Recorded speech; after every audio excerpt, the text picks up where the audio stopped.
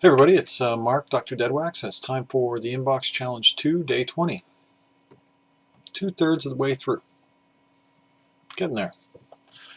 Today's numbers were picked by RedLetterHaze. They picked 4 numbers. I'm going to do 5, because I'm crazy. The first one is Pink Floyd, Dark Side of the Moon. I think I lost Freddie. Oh, who am I kidding? Fred hasn't been watching these. Pulled out too many Floyds too early, a couple of Zeppelins, he was gone. Just your standard Canadian Pink Floyd, Dark Side of the Moon. I don't know. It's a great record. Really don't need to talk about Dark Side of the Moon, do we? Nothing special about the pressing. Moving on. The Clarke Duke Project. So this is George Duke and Stanley Clarke. And I have a real issue with this guy. Not a huge fan of Stanley Clarke. I don't know why. Everything of his that I've heard just sits with me like a poorly cooked meal. And this one started out so strong. I was like, I've been wrong about Stanley Clarke all. No, it totally tanked. But it's on the standard ugly blue Epic label. This starts out really funky. Wild Dog. I mean, it's great. And then a cover of Louie Louie. And that's okay. And then it just gets schmaltzy and syrupy and disco-y. And oh my God, it just... So, nothing interesting in Deadwax. Next is Bob Seger 7, Contrasts. And this is a part of the Capitol reissue series. When Seger got kind of hot there, they reissued all of his early catalog. And, he has JB tattooed on his forehead. It's kind of like those Marilyn Manson.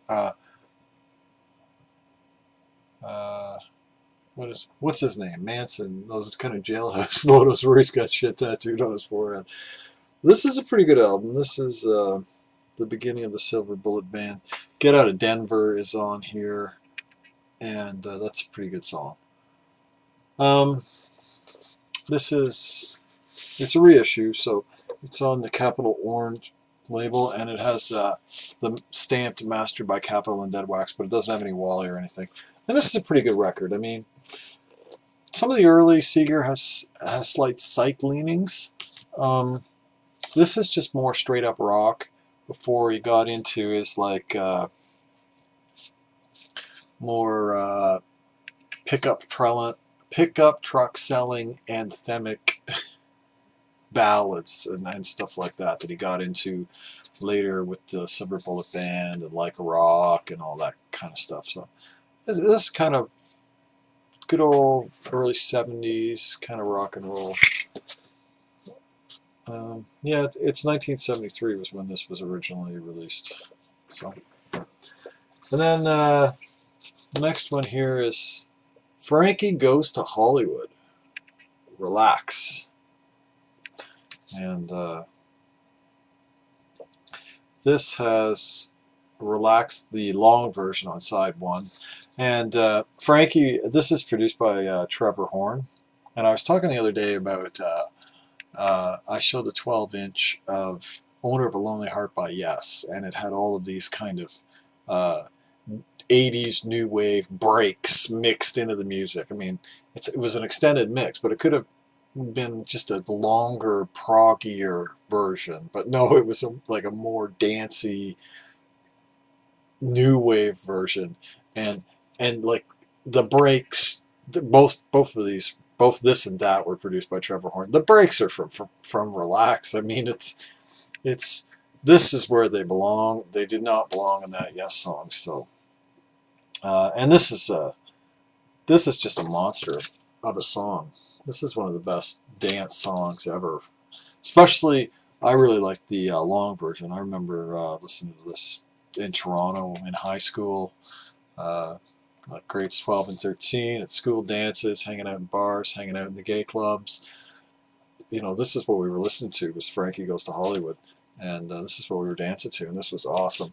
And those were the 4 I picked, and I added this one because it was the next one after the last one I picked, and this isn't even, to me, this was my favorite Frankie Goes to Hollywood song, 2 Tribes, and this is the long Annihilation mix of 2 Tribes. Is it the Annihilation or the Surrender mix of 2 Tribes? That goes on for like 10 minutes, and it's just amazing. And this has the custom Mr. Reagan and Mr. Gorbachev labels. This is on ZTT label, which put out some pretty amazing stuff back in the day. And this is amazing. And then it has War, which is kind of a cover of I don't know who did that, but War, What Is It Good For? Absolutely Nothing, Say It Again. Kind of a cover of that, and it has a slightly different version of 2 Tribes on it. And just, again, a great dance song. You know, reminds me of when I was like 18 years old and could actually dance for like 6 hours without stopping except to get a beer, as opposed to now where I could probably dance for 4 bars of that and fall down. So, and not from the beer. So, quick one today, but that's the way the numbers roll sometimes.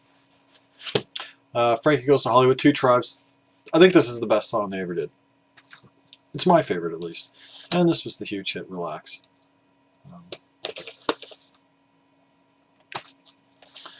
And Bob Seger, 7, Contrasts. Yeah, it's good enough. It's standard mid-70s straight up rock and roll. And I think it's kind of more interesting because it's more rock and bluesy kind of stuff. I did not enjoy that. Picked that up for $2, so it wasn't like I took a huge risk on it. And yeah, so that's 20 days done.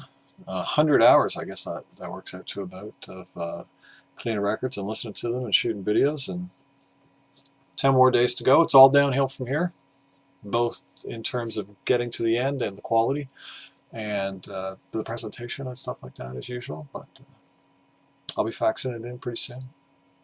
Melissa might just do an episode one day to give me a break. But that's it. RedLetterHaze, again, thanks for picking the numbers. Thanks to everybody for playing along, watching, commenting, subscribing. That's what this is all about.